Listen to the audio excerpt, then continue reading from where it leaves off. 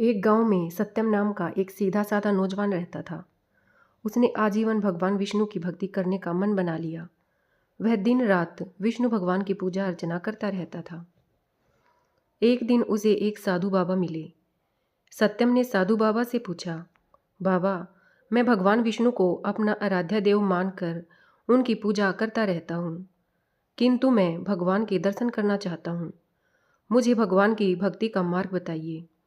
साधु बाबा ने कहा, बेटा, मैं भक्ति का मार्ग तो तुझे बता दूंगा, किंतु भगवान के दर्शन पाने के लिए अपना अहंकार छोड़ना होगा। इसके साथ ही तू गृहस्थ जीवन में रहते हुए भी भगवान को पा सकता है।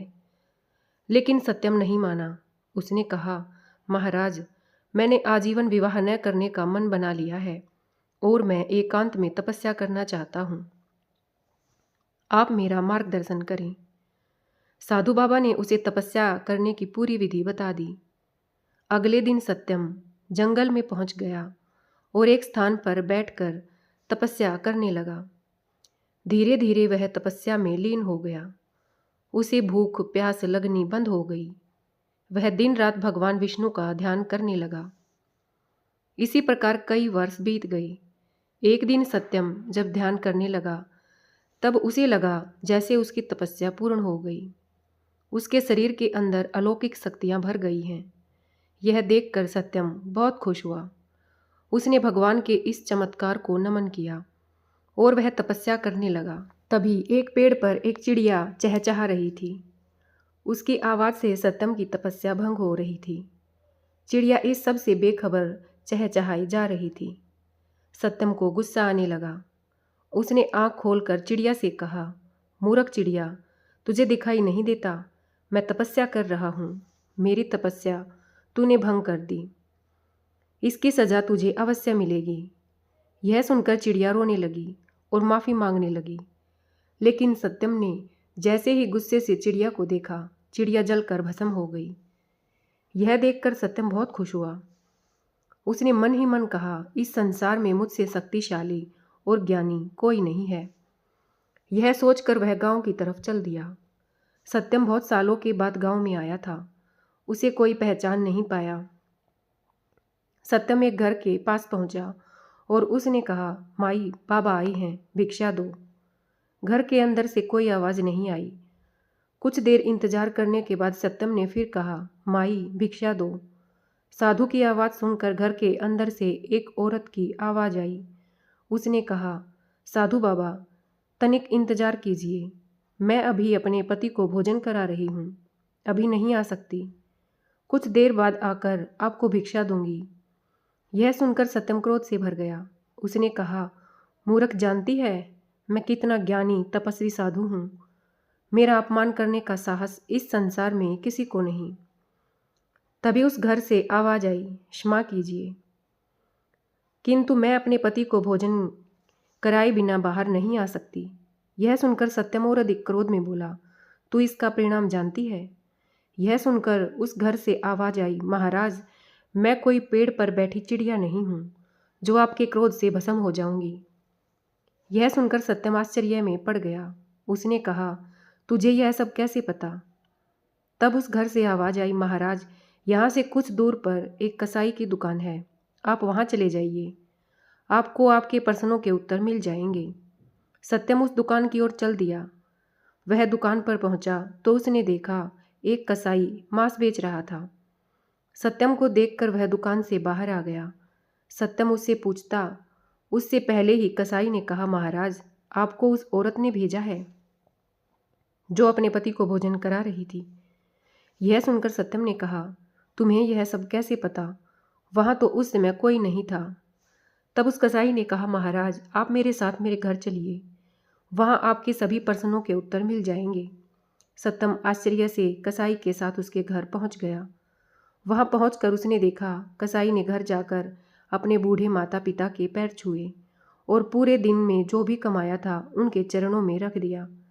फिर अपने माता पिता को अपने हाथों से खाना खिलाया। उसके बाद उनके पैर दबाता रहा। जब वे सो गए तब वह कसाई सत्यम के पास आकर बैठ गया। सत्यम का सारा घमंड समाप्त हो चुका था। उसने कसाई के पैर पकड़ लिए और बोला, मैंने वर्षों तक तपस्या की जिससे अलौकिक शक्तियाँ मेरे अंदर आ गई, लेकिन आपको देखकर मेरा सारा घमंड चला गया। आप मुझे इसका राज बताइए।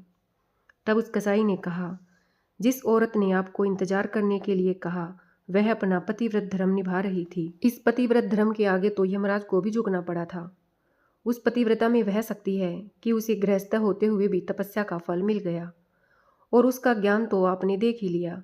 मैं पूरा दिन जीव हत्या कर उनका मांस बेचता हूँ, किंतु वह मेरा कर्म है, व्यवसाय है। घर में सब कुछ अपने माता पिता को अर्पण कर देता हूँ, उनकी सेवा में स्वर्ण कुमार बन जाता हूँ। माता पिता की सेवा करने से मुझे गृहस्थ होते हुए भी तपस्या का फल मिल गया, जिससे मैं सब जान पाता हूँ। यह सुनकर सत्यम रोने लगा। उसने कहा, मैंने कई वर्षों तपस्या की भगवान को पाने के लिए, किंतु एक क्षण के अहंकार ने मेरी तपस्या भंग कर दी। यह सुनकर उस कसाई ने कहा, आपका मन अब निर्मल हो गया है। आप गृहस्थ जीवन में अपने प्रभु को याद करते रहिए। यह सबसे बड़ी तपस्या है। अपने कर्मों से भागकर आप प्रभु को नहीं पा सकते। यह सुनकर सत्यम अपने घर आ गया और गांव वालों की सेवा करने लगा। धीरे धीरे उसकी तपस्या पूर्ण होने लगी। बुढ़ापे की लाठी। रामनाथ जी को शहर में आए अभी 2 साल ही हुए थे। उनका बेटा सचिन शहर में नौकरी करता था, इसलिए वह अपने पिता को भी शहर ले आया। सचिन की पत्नी राधिका को रामनाथ जी का उनके साथ रहना पसंद नहीं था। वह चाहती थी कि हम अकेले में मज़े से रहें। इसी बात को लेकर अक्सर घर में कहासुनी होती रहती थी। एक दिन राधिका घर का काम निपटा रही थी, तभी रामनाथ जी के हाथ से एक शीशे का गिलास गिरकर टूट गया। राधिका को बहुत गुस्सा आया। वह बोली, बाबूजी, आपको दिखाई नहीं देता कि मैं सारा दिन घर का काम करती रहती हूँ और आप नुकसान करते रहते हैं। अब कौन यह समेटेगा? राधिका की बात सुनकर रामनाथ जी बोले, बेटी, मैं साफ कर देता हूँ। यह कहकर रामनाथ जी कांच के टुकड़े समेटने लगे। तभी एक कांच उनके पैर में चुभ गया। खून की धार फूट पड़ी। रामनाथ जी ने किसी तरह कांच का टुकड़ा पैर से निकाला और बहू को आवाज़ दी। राधिका आई और खून देखकर चिल्लाने लगी, ये क्या किया? सारा फर्श गंदा कर दिया। दवा लगाइए इस पर, जाइए अपने कमरे में। मेरा काम और बढ़ा दिया। रामनाथ जी लंगड़ाते हुए अपने कमरे में पहुंच गए। सामने टेबल पर उनकी पत्नी की फ़ोटो रखी हुई थी। उसे देखकर उनकी आंखों में आंसू आ गए। जब वह जिंदा थी तो रामनाथ जी को कभी एक गिलास पानी नहीं लेने देती थी। उनका बहुत ख्याल रखती थी। शाम को जब सचिन घर आया तो राधिका ने उसे सारी बात बता दी। सचिन पापा के कमरे में गया और बोला, पापा, मुझे लगता है कि आपको यहाँ लाना ही नहीं चाहिए था। आप एक जगह चैन से बैठ नहीं सकते क्या? रामनाथ जी कुछ नहीं बोले, बस चुपचाप बैठे रहे। कुछ देर बड़बड़ा कर सचिन बाहर चला गया।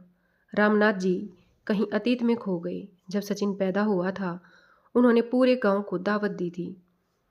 उनकी पत्नी यशोदा ने बहुत लाड़ प्यार से सचिन को पाला। सचिन जब थोड़ा बड़ा हुआ तो रामनाथ जी उसे अपनी साइकिल पर बैठाकर स्कूल छोड़ने जाते थे। गांव से दूर बड़े से स्कूल में उसका दाखिला करवाया था। दोपहर को खेत में काम करते करते हमेशा घड़ी देखा करते थे। जैसे ही सचिन की छुट्टी का समय होता, सबसे पहले उसे लेने स्कूल के गेट पर पहुंच जाते थे। सचिन को घर पर छोड़कर फिर साइकिल उठाकर भरी दोपहरी में खेत पर जाते और रात तक मेहनत करते थे। सचिन जब 5वीं-8वीं क्लास में आया तो एक दिन अपने पिता से बोला, पिताजी, आप मुझे स्कूल छोड़ने मत जाया करो। मेरे सारे दोस्त मजाक उड़ाते हैं। आप मुझे एक साइकिल दिलवा दो। यशोदा जी ने बोला, अच्छा, अपने बाप के साथ जाने में शर्म आती है? कोई साइकिल नहीं मिलेगी, जाना है तो पैदल जा। रामनाथ जी ने सचिन की बात को समझकर उसे साइकिल दिलवा दी। धीरे धीरे वह पढ़ लिख गया और शहर जाकर नौकरी करने लगा। रामनाथ जी से अब काम नहीं होता था। सचिन हर महीने कुछ पैसे भेज देता था। एक दिन सचिन गांव आया और उसने बताया कि उसने एक लड़की पसंद कर ली है। वो दोनों शादी करना चाहते हैं, लेकिन वह आप लोगों को शादी में नहीं बुला सकते। शहर की शादी में आप लोग सही नहीं रहोगे। यह सुनकर रामनाथ जी और यशोदा का दिल टूट गया। यशोदा ने तो कुछ ही दिन बाद बिस्तर पकड़ लिया। 2 महीने बाद सचिन राधिका को लेकर गांव आया, लेकिन एक ही दिन रुक कर वापस जाने लगा। रामनाथ जी से उसने कहा कि पापा मैं जा रहा हूँ। तब रामनाथ जी बोले, बेटा कुछ दिन और रुक जा, शायद तेरी माँ की अंतिम घड़ियाँ आने वाली हैं। कुछ दिन तुम साथ रहोगे तो उसे अच्छा लगेगा। सचिन ने कहा, पिताजी राधिका नहीं रुकेगी, उसे गांव पसंद नहीं आ रहा है, दोनों चले जाते हैं।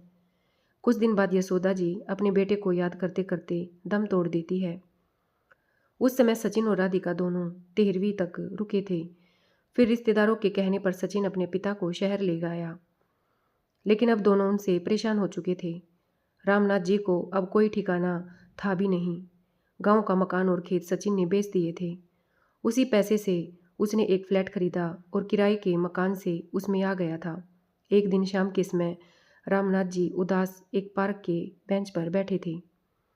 उनके जीवन का अब कोई मकसद नहीं था। तभी उन्होंने देखा 3-4 उनकी उम्र के लोग वहीं पार्क में बैठे हंस रहे थे। सभी एक दूसरे से मजाक कर रहे थे। रामनाथ जी को यह देखकर अपने गांव की याद आ गई। गांव की चौपाल पर वे भी गांव वालों के साथ अपने सुख दुख बांटते थे। इसी बीच किसी की आवाज़ से उनका ध्यान भटका। उन्होंने नज़र उठाकर देखा तो उनमें से एक सज्जन उनके सामने खड़े थे। वे रामनाथ जी से बात करने लगे।